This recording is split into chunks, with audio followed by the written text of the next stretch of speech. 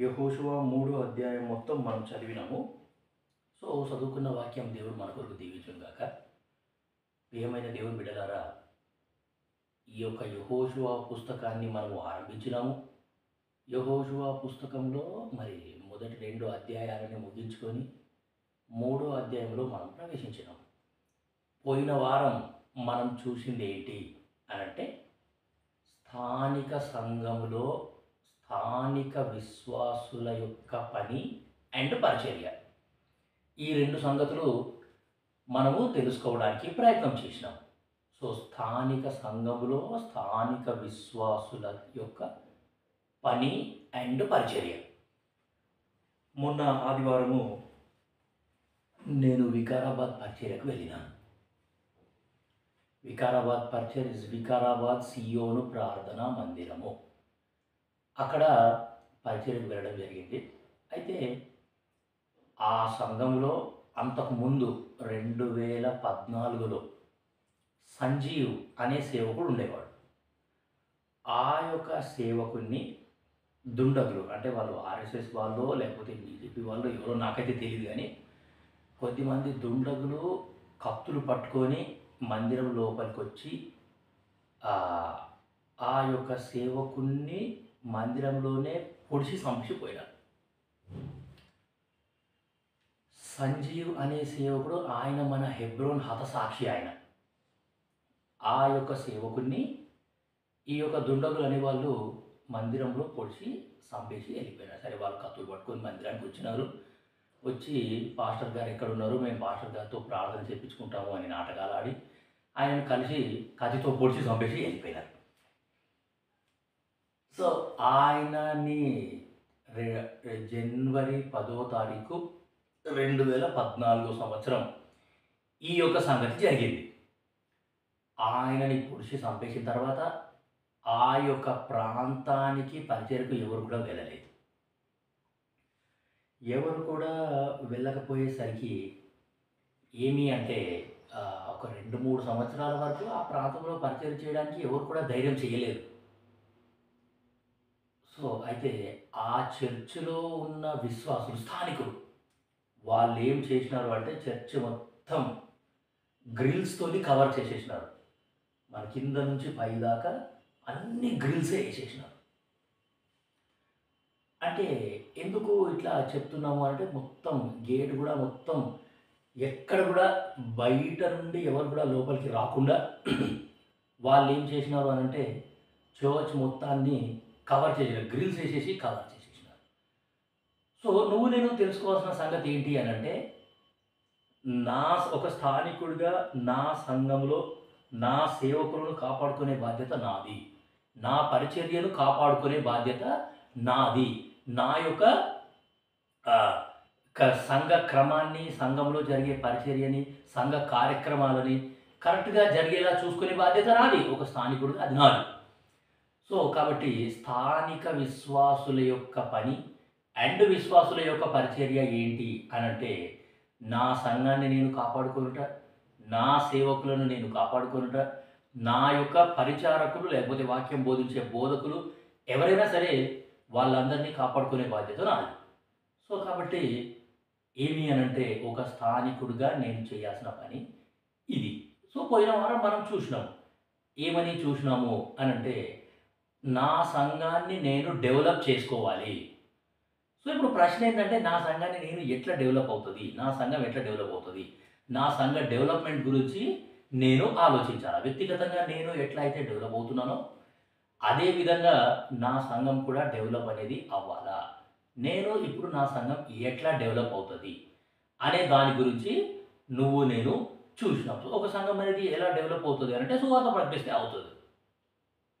సువార్త ప్రకటిస్తేనే సంఘం అనేది డెవలప్ అవుతుంది. సువార్త ద్వారా మనము ఇతరులని ఆహ్వానిస్తున్నాం, దయచేసి సంఘానికి రండి, యేసుక్రీస్తు ప్రభువారి దగ్గరికి రండి, మీ యొక్క జీవితాలు మార్చుకోండి, మీరు మంచిగా శుద్ధులు అవ్వండి, పవిత్రంగా జీవించండి, మీ పాపాలు క్షమించుకోండి, యేసులో ప్రేమ గల దేవుడు అని మనము సువార్త ద్వారా ఆహ్వానిస్తున్నాం. మనం సువార్త ప్రకటించడం ద్వారా ఏమి అంటే ఇతరులకు కూడా తెలుస్తుంది ఫలానా స్థలంలో చేర్చుంది అని. వాళ్ళకి ఎప్పుడైనా సరే మందిరానికి వెళ్దాము అని అంటే, ఈ పక్కనే మందిరం ఉంది కదా, మనం అక్కడికి వెళ్దాము, మందిరం ఉంది ఇక్కడ అనే సంగతి వాళ్ళకు కూడా అర్థమవుతుంది.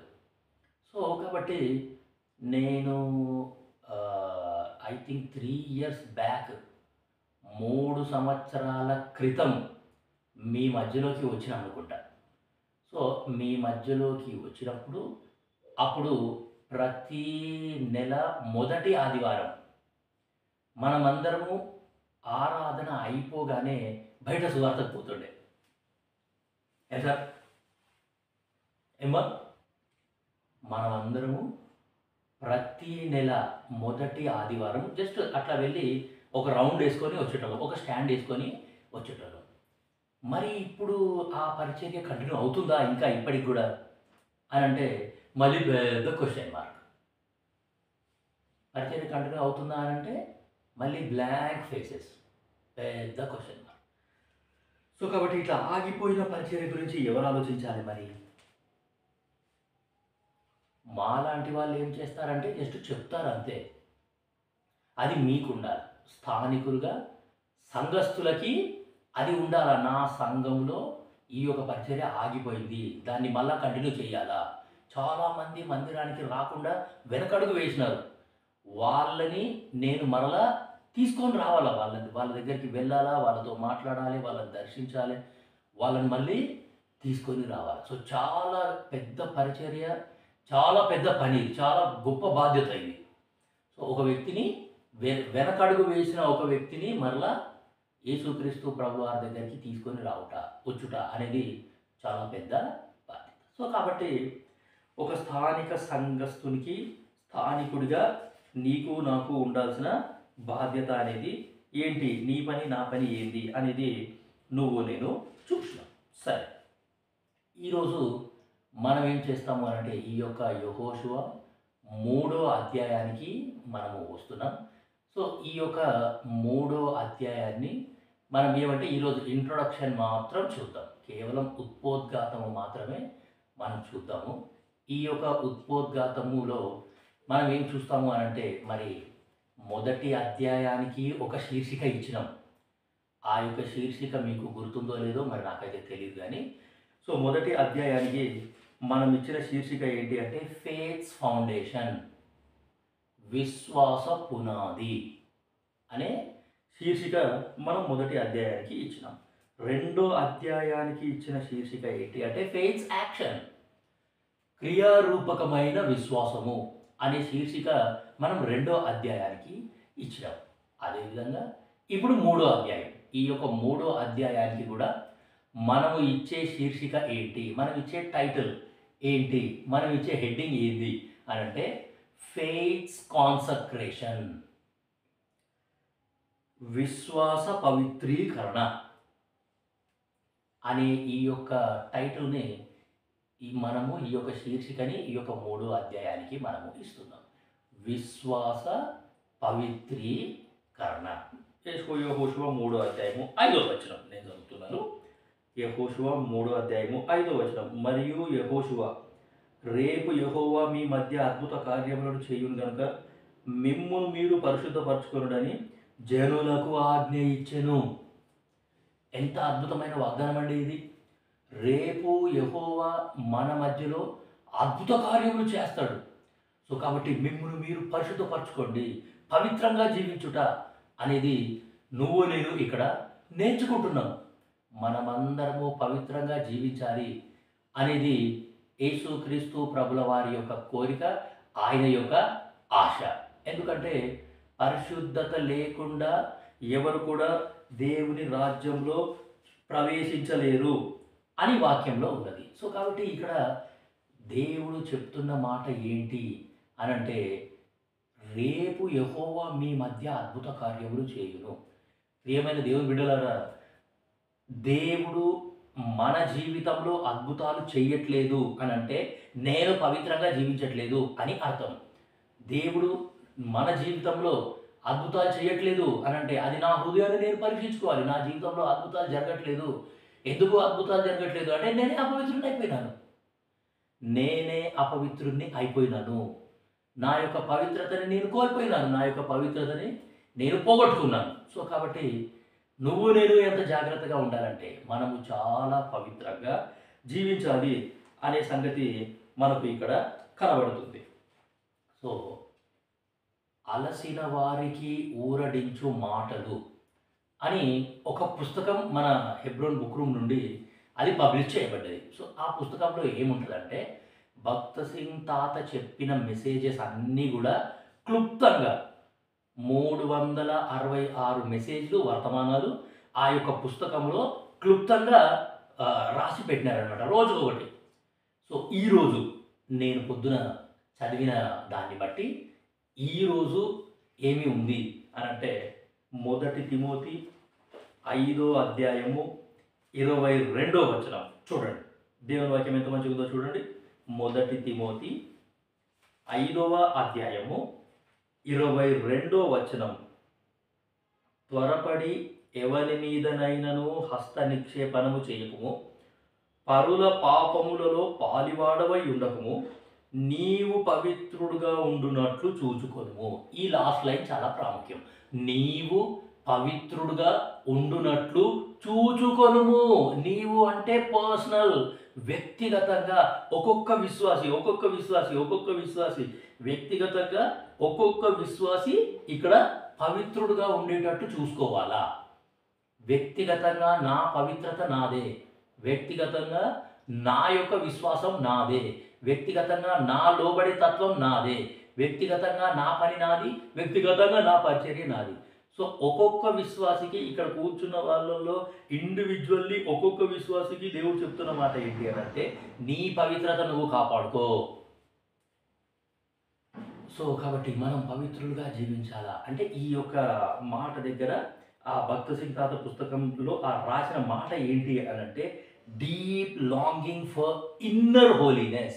అంతరంగ పురుషునిలో గాఢమైన పవిత్రత కలిగి ఉండాలి అనే కోరిక కలిగి ఉండడం. నేను అంతరంగం నుండి నా ఆత్మీయ జీవితంలో ఎంతో పవిత్రంగా జీవించాలి అనేది దేవుని యొక్క కోరిక అండ్ దేవుని యొక్క ఆశ. సో అటువంటి కోరిక నువ్వు నేను కలిగి ఉండాలి అనేది దేవుని యొక్క ఆశ అనమాట. ఒక యేసుక్రీస్తు ప్రభుల వారిని నమ్ముకున్న వ్యక్తికి ఉండాల్సిన లక్షణం ఏంటి అంటే ఏ రోజైతే నేను యేసు ప్రభువును నమ్ముకున్నానో ఆ రోజు నుండి ఇప్పటి వరకు ఏమి అనంటే నేను పవిత్రంగా జీవిస్తూనే ఉండాలా, నా పవిత్రతను నేను కాపాడుకోవాలా. అపవిత్రత అనేది లోపలికి రానివ్వకూడదు. చాలా పవిత్రంగా నేను జీవించాలి అనేది ఆ యొక్క పుస్తకంలో మనము భక్త సింగ్ తాత రాసినట్టు చూస్తాం. హెబ్రీ 12:14 చూడండి. దేవుని వాక్యం ఎంత మంచిగా ఉందో. హెబ్రీలకు రాసిన పత్రిక 12వ అధ్యాయము 14వ వచనం. హెబ్రీలకు రాసిన పత్రిక 12వ అధ్యాయము 14వ వచనం. అందరితో సమాధానమును పరిశుద్ధతయు కలిగి ఉండుటకు ప్రయత్నించుడి, పరిశుద్ధత లేకుండా ఎవడును ప్రభువును చూడడు. పరిశుద్ధత లేకుండా ఎవడును ప్రభువును చూడడు అనే మాట ఇక్కడ చూస్తున్నామండి. సో కాబట్టి నేను పవిత్రుడుగా ఉండడం చాలా ప్రాముఖ్యం. నా పవిత్రతని నేను కాపాడుకోవాలా. విశ్వాస పవిత్రీకరణ అనే మాటతో మనం ఆరంభించడం. సో విశ్వాస పవిత్రీకరణ అంటే ఫెయిత్స్ కాన్సక్రేషన్ అనే మాటతో మనం ఆరంభించడం. సో యెహోషువ 3:5 కాన్సక్రేట్ దై self for tomorrow the lord will do wonders among you అనే మాట అక్కడ ఉంది. సో కాన్సక్రేషన్ అంటే నన్ను నేను పవిత్రుడుగా చూచుకొనుట, నేను పవిత్రంగా జీవించుట అని అర్థం. సో కాబట్టి హెబ్రీయులకు రాసిన పత్రిక 12వ అధ్యాయము 14వ వచనంలో ఏమి ఉంది అని అంటే అందరితో సమాధానమును పరిశుద్ధతయు కలిగి ఉండుటకు ప్రయత్నించుడి, పరిశుద్ధత లేకుండా ఎవడును ప్రభువును చూడడు. ఏం లాభం చెప్పండి?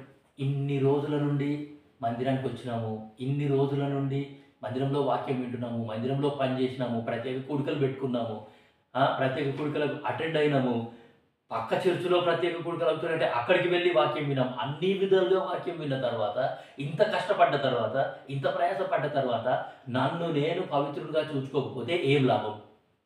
ఈ ఆత్మీయ జీవితానికి ఏమైనా అర్థం ఉందా చెప్పండి? సో కాబట్టి మరి నేను ఎందుకు వస్తున్నట్టు మందిరానికి? సో దేవుని యొక్క కోరిక, దేవుని యొక్క ఆశ కూడా అదే. ఆదాములో ఏదైతే మానవుడు కోల్పోయినాడో ఆ యొక్క కోల్పోయిన దాన్ని యేసుక్రీస్తు ప్రభుల వారిలో మరలా సమకూర్చుట. ఆది కాండము 3వ అధ్యాయము ఆఖరి వచనం మనం ఇంతకుముందే చూసినాం. అప్పుడు ఆయన ఆదామును వెళ్ళగొట్టి అనే మాట అక్కడ ఉంది. సో కాబట్టి వెళ్ళగొట్టి మానవుణ్ణి దేవుడు వెళ్ళగొట్టేసినాడు. మానవుడు దేవునికి దూరం అయిపోయినాడు. ఎందుకంటే అపవిత్రుడు అయిపోయినాడు కాబట్టి. సో కాబట్టి ఇప్పుడు దేవుడు చేస్తున్న పని ఏంటి అని అంటే యేసుక్రీస్తు ప్రభుల వారిలో ఆ యొక్క కోల్పోయిన మహిమని, ఆ యొక్క కోల్పోయిన సహవాసాన్ని మరలా దేవుడు మనకు అనుగ్రహించడానికి ఇష్టపడుతున్నాడు. అందుకే యేసుక్రీస్తు ప్రభుల వారిని లోకానికి పంపించినాడు. యేసుక్రీస్తు ప్రభుల వారు నీ కొరకు నా కొరకే ఆయన గాయాల పాలైపోయినాడు. నీ కొరకు నా కొరకే ఆయన రక్తం చిందించినాడు. యేసుక్రీస్తు ప్రభుల వారు ఆయన రక్తాన్ని బట్టి మనల్ని పవిత్రపరుస్తున్నాడు, మనల్ని శుద్ధులను చేస్తున్నాడు. So now the lord is sanctifying this church. ఈ యొక్క సంఘాన్ని దేవుడు ఏం చేస్తున్నాడు అంటే పవిత్రపరుస్తున్నాడు. ప్రియమైన దేవుని బిడ్డలారా, సో కాబట్టి నువ్వు నేను చాలా పవిత్రంగా జీవించాలి అనే సంగతి ఇక్కడ మనము చూస్తున్నాం. సరే, కీర్తన 51:10. 51వ కీర్తన 10వ వచనం మనం ఏం చూస్తున్నాము అంటే పవిత్రపరచబడుట, నువ్వు నేను పవిత్రులుగా ఉండుట అనే దాని గురించి మనము చూస్తున్నాం. మనం పవిత్రులుగా ఉంటేనే దేవుడు మన యొక్క జీవితంలో అద్భుత కార్యాలు, ఆశ్చర్య కార్యాలు, సూచక క్రియలు, మహత్కార్యాలు చేస్తాడు అనే సంగతి మనము చూస్తున్నాం. 51వ కీర్తన 10వ వచనం. ఈ 51వ కీర్తనలో ఏముంటుందంటే దావీద్ అనే భక్తుడు బెత్షెబా అనే అమ్మాయితోని వ్యభిచారం చేసిన తర్వాత, ఆమెతో పాపం చేసిన తర్వాత నాతాన్ అనే ప్రవక్త వెళ్ళి చెప్తాడు, ఆ మనుషుడవు నీవే, ఆ మనుషుడవు నీవే, నువ్వే ఆ మనుషుడివి అని చెప్పిన తర్వాత పశ్చాత్తాప హృదయంతో దేవుని సన్నిధిలోకి వచ్చి దావీదు ఏం చేస్తాడంటే ఏడుస్తూ ఉన్నాడు.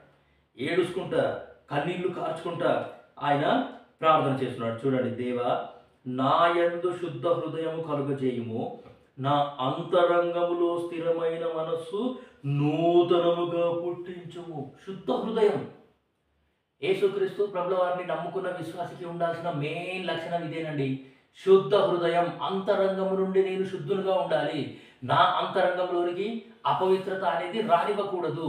నన్ను నేను శుద్ధులుగా చూసుకోవాలా అనే సంగతి నువ్వు నేను తెలుసుకుంటే చాలా అద్భుతంగా ఉంటుంది.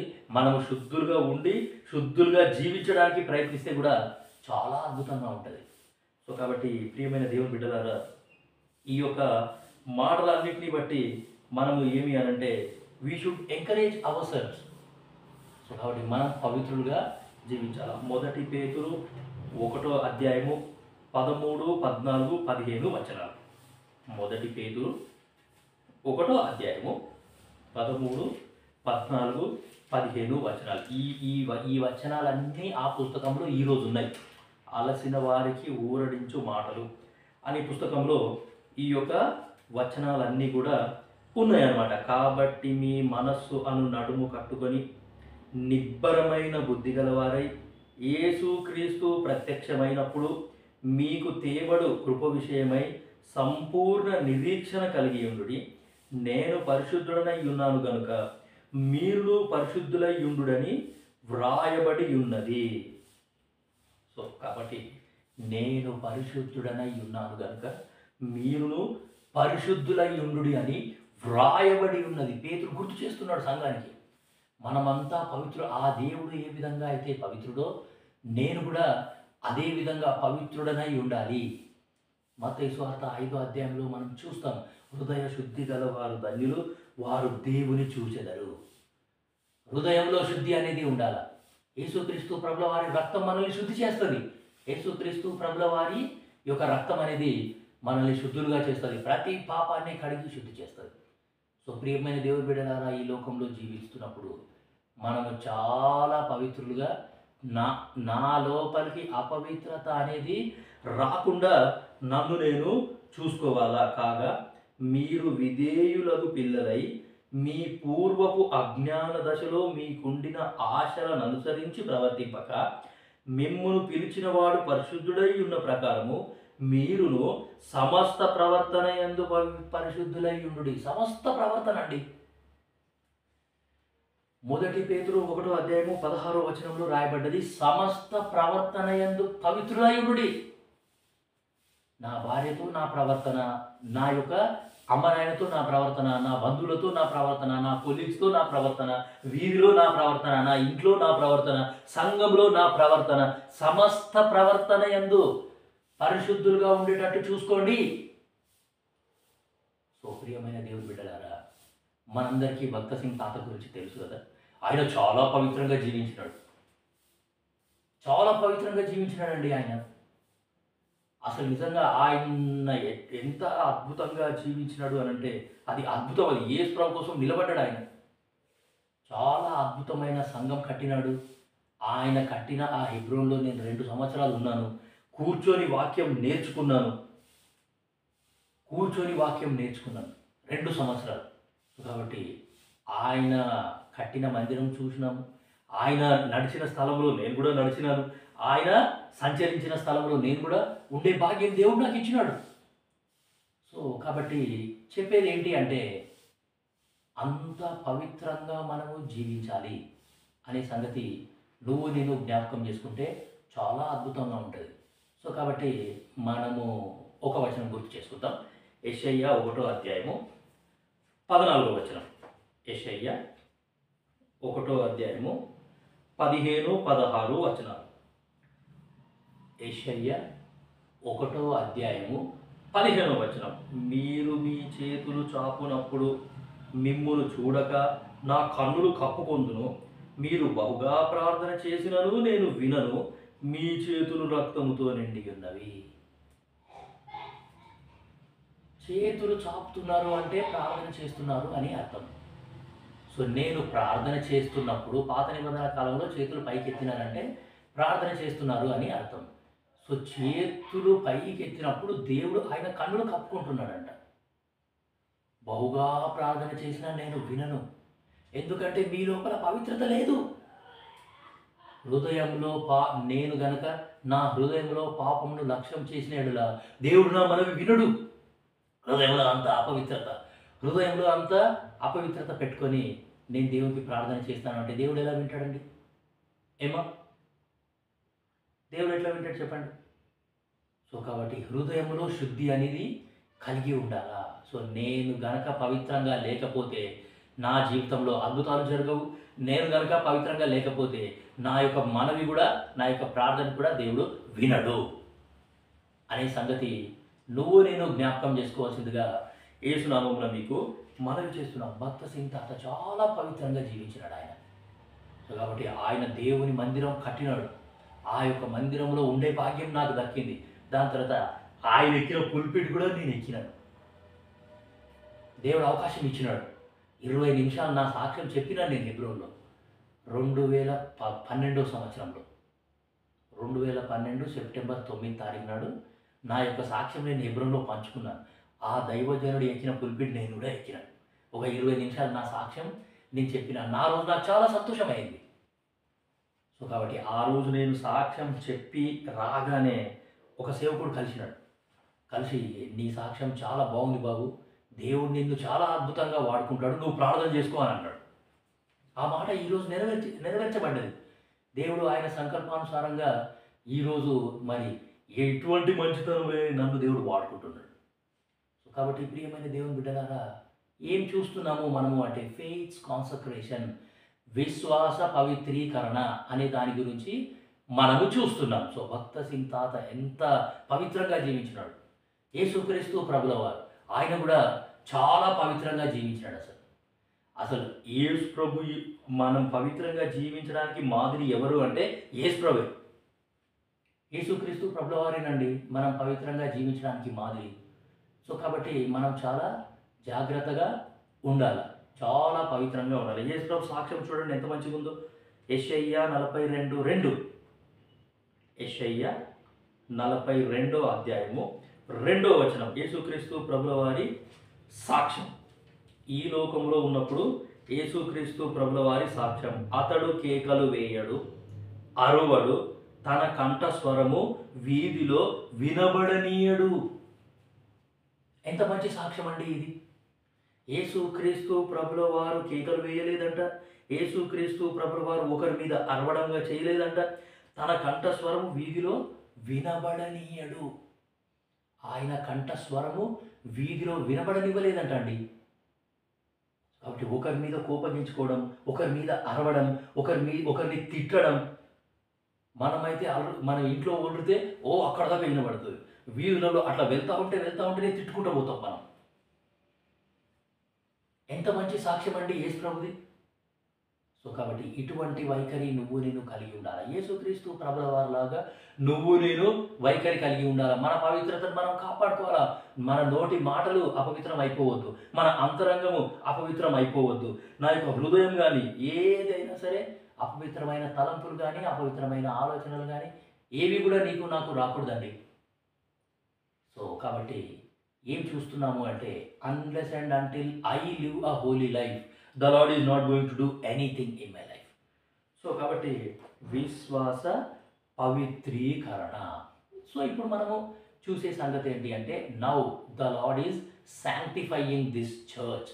ఇట్లా ఈ యొక్క బైబిల్ స్టడీ ఎందుకు, ఈ యొక్క ప్రార్థన కూడిక ఎందుకు, ఇట్లా ఈ యొక్క ప్రత్యేక కూడికలు ఎందుకు అంటే పవిత్రపరచడానికి. దేవుడు మనకు సహాయం చేస్తూ ఉన్నాడు మనం పవిత్రంగా జీవించడానికి. యేసుక్రీస్తు ప్రభుల వారు ఏం చేస్తున్నారు అంటే మనకు సహాయం అనేది చేస్తూ ఉన్నాడు. సో కాబట్టి there should be a deep longing inside my heart I have to live a holy life. నేను పవిత్రంగా జీవించాలి అనే గాఢమైన వాంఛ, ఆశ, కోరిక మన అంతరంగంలో మనము కలిగి ఉండాలి అనే సంగతి మనం ఇక్కడ చూస్తున్నాం. సరే, 2 దినవృత్తాంతములు 29వ అధ్యాయం చూడండి. నా అనుదిన భాగం చూడండి. ఈరోజు నా అనుదిన భాగం అండి ఇది. 2 దినవృత్తాంతములు 29వ అధ్యాయం 3వ వచనం నుండి నేను చదువుతున్నాను, దయచేసి గమనించండి. 2 దినవృత్తాంతములు 29వ అధ్యాయము 3వ వచనం నుండి నేను చదువుతున్నాను. ఈరోజు నా అనుదిన భాగం ఇది. సో ఈ భాగం చదివిన తర్వాతనే నేను కూడా ఈ యొక్క టాపిక్ని చేంజ్ చేసినాను. 3వ అధ్యాయం స్టార్ట్ చేద్దాము ఈరోజు 3వ అధ్యాయంలో మనము ప్రవేశిద్దాము అని ఈ యొక్క 3వ అధ్యాయానికి వచ్చినాం. లేకపోతే మిమ్మల్ని షిట్టింగ్లోనే ఉంచేవాడిని, మీకు చర్చ్ గురించే, సంఘం గురించే ఇంకా చాలా విషయాలు చెప్పేవాడిని. సరే, 2 దినవృత్తాంతములు 29వ అధ్యాయము 3వ వచనం. అతడు తన ఏలుబడి యందు మొదటి సంవత్సరము మొదటి నెలను యెహోవా మందిరపు తలుపులను తెరచి వాటిని బాగు చేసి యాజకులను లేవీయులను పిలువనంపి తూర్పుగానున్న రాజవీధిలో వారిని సమకూర్చి. హిజ్కియా అనే రాజు ఏలుబడిలోకి రాగానే ఫస్ట్ ఆయన దేవుని మందిరం వైపే వెళ్ళినాడు. దేవుని మందిరం ఎట్లుంది అనే సంగతి ఆయన చూసినాడు. దేవుని మందిరం గురించి ఆలోచించి దేవుని మందిరమును ఏం చేసినాడు అంటే మొదటి సంవత్సరము మొదటి నెలను యెహోవా మందిరపు తలుపులను తెరచి వాటిని బాగు చేసి. సో యేసుక్రీస్తు ప్రభుల వారు ఇప్పుడు మన హృదయం అనే తలుపును తెరుస్తున్నాడు. తెరిచి ఆయన ఏం చేస్తున్నాడు అంటే బాగు చేస్తున్నాడు అనే సంగతి నువ్వు నేను తెలుసుకుంటే చాలా అద్భుతంగా ఉంటుంది. సో కాబట్టి హిజ్కియా అనే రాజు దేవుని మందిరం గురించి ఆలోచించినాడు. మందిరపు తలుపులు ఆయన తెరిచినాడు. చూడండి, యాజకులను లేవీయులను పిలువనంపి తూర్పుగానున్న రాజవీధిలో వారిని సమకూర్చి వారికి ఇలాగు ఆజ్ఞ ఇచ్చెను. లేవీయులారా, నా మాట ఆలకించుడి. ఇప్పుడు మిమ్మును మీరు ప్రతిష్ఠించుకొని, ఇది చాలా ప్రాముఖ్యం, మిమ్మును మీరు ప్రతిష్ఠించుకోండి. ఈ రోజు నుండి ప్రభువా నేను పవిత్రంగా జీవిస్తాను, ఈ రోజు నుండి నేను నీ కొరకే జీవిస్తాను, ఈ రోజు నుండి నేను నీ పట్ల పట్టింపు కలిగి ఉంటాను, నేను చాలా పవిత్రంగా జీవిస్తాను. ప్రతిష్ఠించుకొనుట, కాన్సక్రేట్ దై సెల్ఫ్ అని ఉంటుంది ఇంగ్లీష్ బైబిల్లో, కాన్సక్రేట్ దై సెల్ఫ్. సో కాబట్టి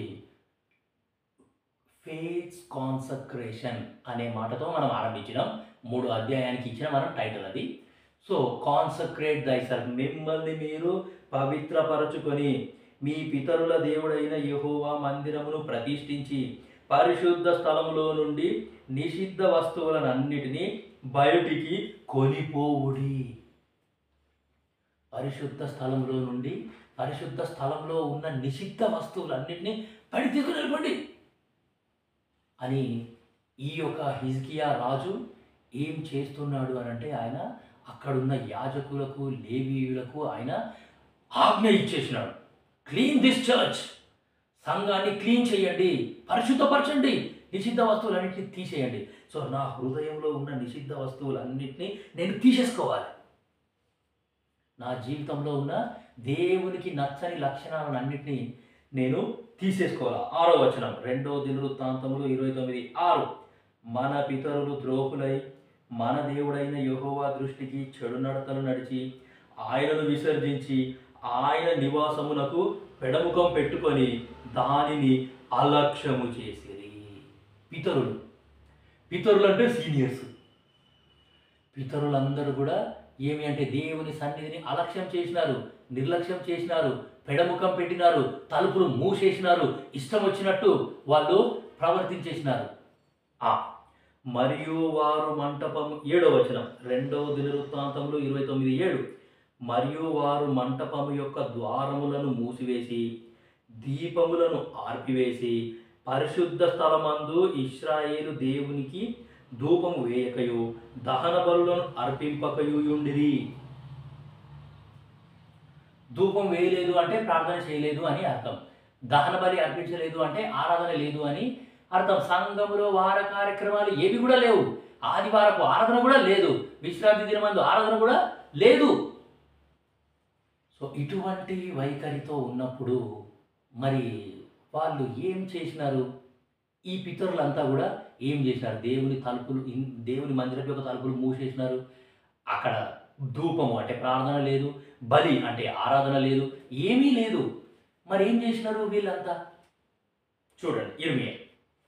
ఈ పితరులందరూ దేవుని సన్నిధిని మూసేసి వాళ్ళు ఏం చేసినారో చూడండి. ఇర్మియా 19వ అధ్యాయము 5వ వచనం. ఇర్మియా పుస్తకము 19వ అధ్యాయము 5వ వచనం. మన పితరులు ఎంత దౌర్భాగ్యమైన పని చేసినారు. దేవుని మందిరాన్ని అలక్ష్యం చేసినారు, దేవుని మందిరానికి రాలేదు, దేవుని మందిరాన్ని పట్టించుకోలేదు.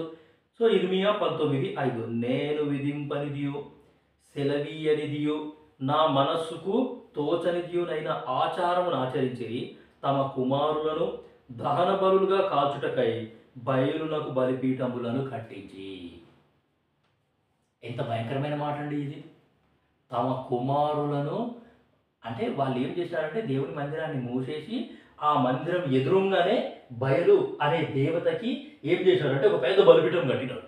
ఆ దేవత యొక్క విగ్రహం పెట్టుకొని ఆ దేవత యొక్క ముందు బలిపీఠం కట్టి ఏం చేస్తున్నారంటే అప్పుడే పుట్టిన చిన్న చిన్న పిల్లలని కుమారులని తీసుకొని పోయి ఆ బయలు యొక్క బలిపీఠం ఎదుట పిల్లలను చంపేశారు, రక్తం చిందించారు. ఎంత భయంకరమైన పాపం అండి ఇది. సో కాబట్టి ప్రియమైన దేవుని బిడ్డలారా, దేవుని సన్నిధిని అలక్ష్యం చేసి వీళ్ళు ఎంత భయంకరమైన పాపం చేసినారో 32 ఇర్మియా 32:35 అక్కడ కూడా ఇదే మాట ఉంటుంది. ఇర్మియా 32:35 వారు తమ కుమారులను కుమార్తెలను ప్రతిష్ఠింపవలెనని బెన్ హిన్నోము లోయలోనున్న బయలునకు బలిపీఠములను కట్టించిరి. అలాగు చేయుటకు నేను వారికి ఆజ్ఞాపింపలేదు. యూదావారు పాపములు పడి ఎవరైనా నిట్టి హేయక్రియలు చేయుదురన్న మాట నాకెన్నడూ తోచలేదు. బయలునకు పూజించినారు, బయలునకి బలులు అర్పించినారు, వాళ్ళ పిల్లలని తీసుకొని పోయి బలి అర్పించినారు. ఎంత దౌర్భాగ్యమైన మాట అండి ఇది. ఎంత నీచమైన, ఎంత దుర్మార్గమైన పాపం ఇది. వాళ్ళ పిల్లలను వాళ్ళే చంపుకుంటున్నారు. సో దేవుని మందిరాన్ని నిర్లక్ష్యం చేస్తే, దేవుని మందిరానికి రాకపోతే నీకు నాకు కూడా ఇట్లనే జరుగుతుంది. 106వ కీర్తన 35వ వచనం. కీర్తన 106:35 చూడండి ఎంత మంచిగా ఉందో దేవుని వాక్యం. 106వ కీర్తన 35వ వచనం. అక్కడ అంటే ప్రవచనానుసారంగా భక్తులైనటువంటి వారు పలికిన మాటలు. వీళ్ళు ఇట్లా పాపం చేస్తారు అని వాళ్ళకి ముందే తెలుసు. దేవుడు ముందే, పరిశుద్ధాత్మ దేవుడు ముందే వాళ్ళకి చెప్పినాడు. 106వ కీర్తన 35వ వచనము. అన్యజనులతో సహవాసం చేసి వారి క్రియలు నేర్చుకొనిది, వారి విగ్రహములకు పూజ చేసేది, అవి వారికి ఉరి ఆయను. మరియు వారు తమ కుమారులను తమ కుమార్తెలను దయ్యములకు బలిగా అర్పించిరి. నిరపరాధ రక్తము అనగా తమ కుమారుల రక్తము తమ కుమార్తెల రక్తము ఒలికించిరి. కనాను దేశపు వారి బొమ్మలకు వారిని బలిగా అర్పించిరి. ఆ రక్తము వలన దేశము అపవిత్రమాయెను. తమ క్రియల వలన వారు అపవిత్రులైరి.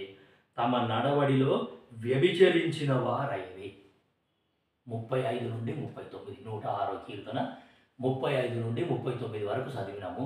అన్యజనులతో వాళ్ళు సహవాసం చేసినారు. అన్యజనుల క్రియలు నేర్చుకున్నారు. అన్యజనుల ఆచారాలు నేర్చుకున్నారు. అన్యజనుల పద్ధతులు నేర్చుకున్నారు. వాళ్ళ దేవుళ్ళకు వీళ్ళు మొక్కినారు. వాళ్ళ దేవుళ్ళను ఆరాధన చేసినారు. జీవం గల దేవుణ్ణి, నిజ దైవాన్ని వదిలిపెట్టేసి ఎంత దౌర్భాగ్యమైన పరిస్థితికి వెళ్ళిపోయినారంటే అన్యజనులతోని కలిసి అన్యజనులు ఏ విధంగా అయితే ఆరాధన చేస్తున్నారో వాళ్ళు కూడా ఏమి అంటే ఈ జనము వీళ్ళ పిల్లలని అక్కడ బలి అర్పించినారు. ఎంత దౌర్భాగ్యమైన పాపం అండి. అందుకే హిజ్కియాని దేవుడు ఎన్నుకున్నాడు. హిజ్కియా యొక్క హృదయాన్ని మార్చినాడు. తలుపులు తీసినాడు. ఆయన తలుపులు తీసి ఆ తలుపులు బాగు చేసినాడు. అన్ని నిషిద్ధ వస్తువులన్నింటినీ తీసేయండి ఇక్కడ నుంచి, ఇది పవిత్ర స్థలం, ఆయన బాగు చేసినాడు. సో కాబట్టి నేను కూడా నా అంతరంగ జీవితమందు ఏమి అంటే deep purity in inward life. So I should have a longing of deep inward purity in my inward life. So కాబట్టి నా అంతరంగ జీవితంలో పవిత్రంగా జీవించుట అనేది నువ్వు నేను గాఢమైన వాంఛ కోరిక కలిగి ఉండాలా. సో కాబట్టి యెహోషువ 3వ అధ్యాయానికి మనం వచ్చినాం. ఈ యొక్క 3వ అధ్యాయానికి ఇచ్చిన టైటిల్ ఏంటి అంటే ఫెయిత్స్ కాన్సక్రేషన్, విశ్వాస పవిత్రీకరణ అనే శీర్షిక మనం ఇచ్చినాం. సరే, యెహోషువ 1వ అధ్యాయాన్ని మనం 3 భాగాలుగా విభజించినాం. సో అట్లా 3 భాగాలుగా విభజించి మనం ఈ యొక్క స్టడీని కంటిన్యూ చేస్తున్నాం. 2వ అధ్యాయాన్ని కూడా మరలా మనం 3 భాగాలుగా విభజించినాం. సో ఈరోజు ఈ యొక్క 3వ అధ్యాయాన్ని మనం స్టార్ట్ చేస్తున్నాం. ఈ యొక్క 3వ అధ్యాయాన్ని కూడా మనం ఏం చేస్తాము అంటే 3 భాగాలుగా విభజిస్తాం. యెహోషువ 3వ అధ్యాయము మొదటి 5 వచనాలు. మొదటి 5 వచనాలలో ఏముంటుంది అని అంటే ప్రిపేరింగ్ టు క్రాస్ జార్డన్, యోర్దాను నది దాటడానికి సిద్ధపాటు అనేది మనం చూస్తాం. మొదటి 5 వచనాలలో ఈ యొక్క యెహోషువ 3వ అధ్యాయాన్ని మనము 3 భాగాలుగా విభజిస్తున్నాం. మొదటి 5 వచనాలలో ఏముంటుందంటే preparing our self to cross the Jordan, యోర్దాను నది దాటడానికి నా సిద్ధపాటు. ఈ లోకమనే యోర్దానుని, లోకమనే సముద్రాన్ని, లోకమనే నదిని దాటాల మనం. లోకాన్ని జయించాల, లోకాన్ని దాటాలి అనేది దాని కొరకు మన సిద్ధపాటు. దాని తర్వాత 2వ భాగం 6వ వచనము, 7వ వచనము, 8వ వచనం. ఈ 3 వచనాలలో ఏముంటుంది అని అంటే మందసము మనకు ముందు వెళ్ళుట. ఈ యొక్క ప్రజలు యోర్దాను నది దాటడానికి మందసం అనేది ముందు వెళ్ళుట. మందసము ముందు వెళ్ళాలా, ఆ యొక్క మందసాన్ని వీళ్ళు ఫాలో అవ్వాలి. మొదటి భాగము మొదటి 5 వచనాలు. ఆ యొక్క మొదటి 5 వచనాలలో preparing my self to cross Jordan river. So యోర్దాను నది దాటడానికి నా సిద్ధపాటు అంటే ఈ లోకాన్ని నేను దాటాల, లోకాన్ని జయించాల. లోకంలో ఉన్న కోరికలను, లోకంలో ఉన్న ఆశలని, లోకంలో ఉన్న వీటన్నిటినీ ఏమి అంటే జయించి నేను ఆ యొక్క వాగ్దాన దేశానికి వెళ్ళాలి. వాగ్దాన దేశం అంటే పరలోక రాజ్యం అని చూసినాం. ఆ యొక్క పరలోక రాజ్యానికి నువ్వు నేను చేరుకోవాలి అని అంటే ఈ లోకమనే సముద్రాన్ని దాటాల. అది అంత ఈజీ కూడా కాదు. సో కాబట్టి ప్రియమైన దేవుని బిడ్డలారా, అందుకే దేవుడు మనకు సహాయం చేస్తున్నాడు. దేవుడు మనతోనే ఉన్నాడు. సో కాబట్టి ప్రియమైన దేవుని బిడ్డలారా, మనము ఏం చూస్తున్నాము అంటే ఈ లోకాన్ని దాటాలా, లోకాన్ని జయించాలా. ఆల్రెడీ యేసుక్రీస్తు ప్రభువారు లోకాన్ని జయించినాడు.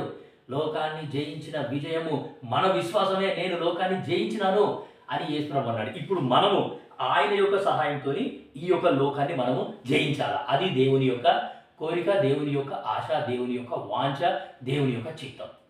సో కాబట్టి నువ్వు నేను చాలా జాగ్రత్తగా ఉండాలి అనేది మనము తెలుసుకుంటే చాలా అద్భుతంగా ఉంటుంది. 2వ భాగంగా 6, 7, 8 వచనాలు. ఆ యొక్క వచనాలలో ఏముంటుందంటే మందసము మనకు ముందు వెళ్ళుట, నేను మందసాన్ని వెంబడించుట అనేది మనం చూస్తాం. మందసం అంటే యేసుప్రభు అండి. మందసం అంటే సాక్షాత్తు యేసుప్రభే.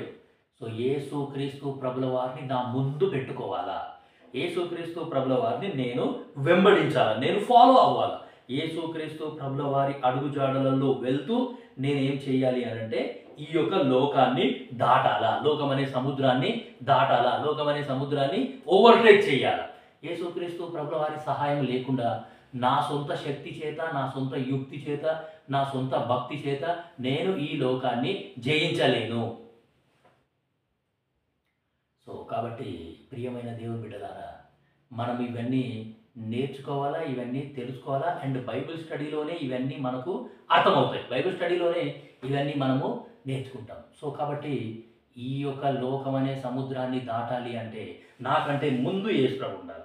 యేసుప్రభు ఏదైతే చెప్తాడో అది చెయ్యాలా, ఆయన మాటకి లోబడాలా, ఆయన యొక్క మాటలు వినాలా, ఆయన అడుగుజాడలలో ఆయనతో పాటే నడుచుకుంటూ నేను వెళ్ళాలి. కానీ ఎప్పుడైనా సరే ఆయనను ఓవర్టేక్ చేయొద్దు. నాకు ముందు యేసుప్రభుని పెట్టాలి. నీకు ముందుగా పోవుచు మెట్టగా నున్న స్థలములను సరాలము చేసేదను అని ఉంది ఈ వాక్యంలో. మనకు ముందు ఏముందో తెలియదు, మనకు ముందు ఎటువంటి స్థలం ఉందో మన అట్లా వెళ్తూ ఉంటే ఏం జరుగుతుందో తెలియదు. కాబట్టి ఆ మెట్టగా ఉన్న స్థలాలన్నింటినీ దేవుడు సరళం చేస్తాడు. మనం ఏం చేస్తామంటే దేవుణ్ణి ఓవర్టేక్ చేయడానికి ట్రై చేస్తాం. ఎప్పుడైనా సరే అట్లా చేయకూడదు. దేవుని యొక్క అడుగుజాడలలో దేవునికి ప్రథమ స్థానం ఇవ్వాలా, దేవునికి మొదటి స్థానం ఇవ్వాలా, దేవుణ్ణి యేసుప్రభునే మనకు ముందు పెట్టుకోవాలి. మనకు ముందు పెట్టుకొని ఆ యొక్క యేసుక్రీస్తు ప్రభుల వారి అడుగుజాడలలో నువ్వు నేను వెళ్తూ ఉండాలి. అట్లా వెళ్తూ వెళ్తూ ఈ యొక్క లోకం అనే సముద్రాన్ని మనము దాటుతాం. ప్రియమైన దేవుని బిడ్డలారా, సో ఈ లోకాన్ని జయించడం, లోకం అనే సముద్రాన్ని దాటడం అంటే అంత ఈజీ కాదు. అది చాలా కష్టం.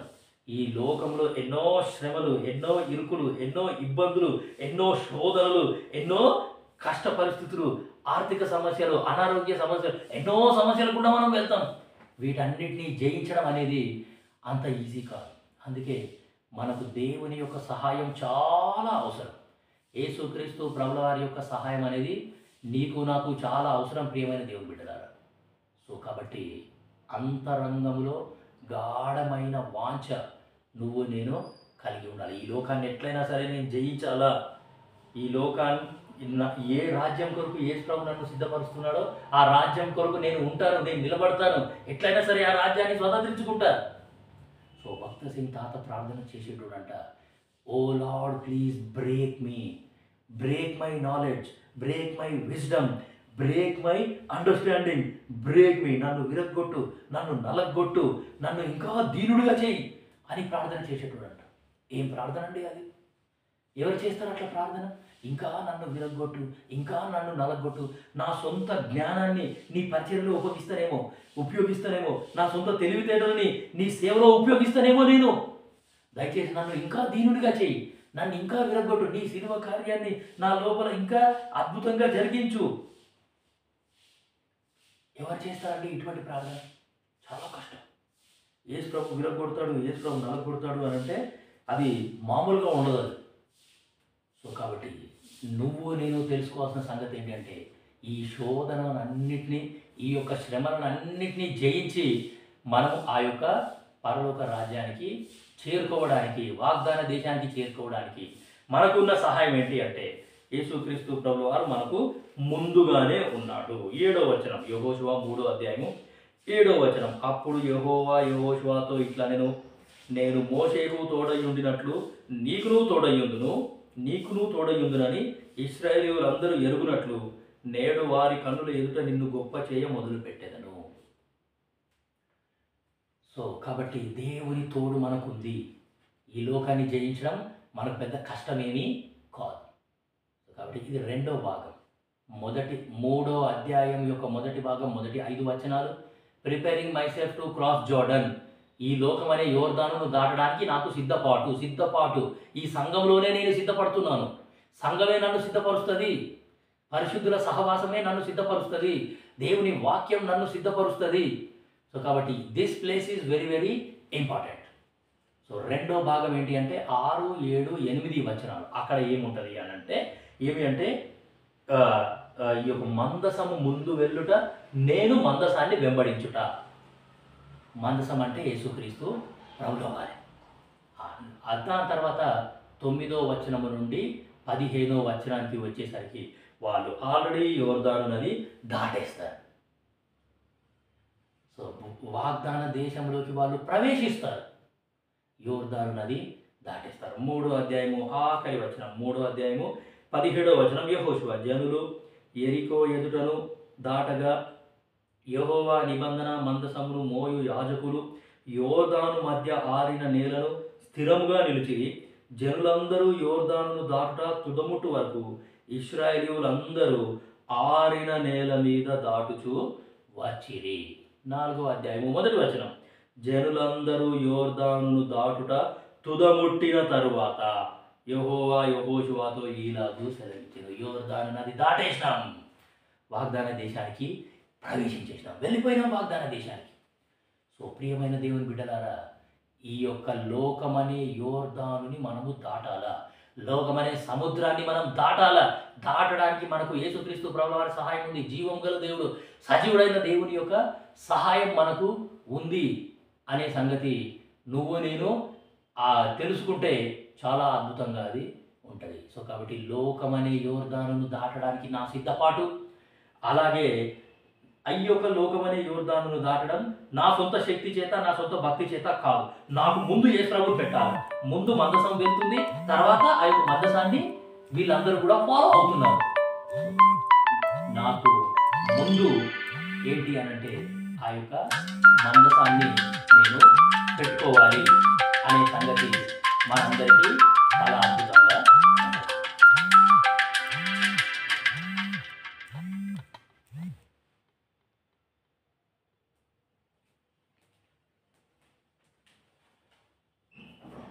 సో ప్రియమైన దేవుని బిడ్డలారా, మనకి ముందుగా మందసం ఉన్నది. ఆ యొక్క మందసాన్ని ఫాలో అవుతూ ఆ యొక్క పరలోక రాజ్యానికి నేను చేరుకోవాలి. సో కాబట్టి ఈ స్టడీని మనం ఇట్లా కంటిన్యూ చేస్తాం. సో మనం చూసేది ఏంటి అంటే ఫెయిత్ కాన్సక్రేషన్, విశ్వాస పవిత్రీకరణ. సో కాబట్టి ఈ యొక్క స్టడీని మనం కంటిన్యూ చేస్తాం. దేవుడి వాక్యం దీవించును గాక. మోకరించండి, ప్రార్థన చేద్దాం.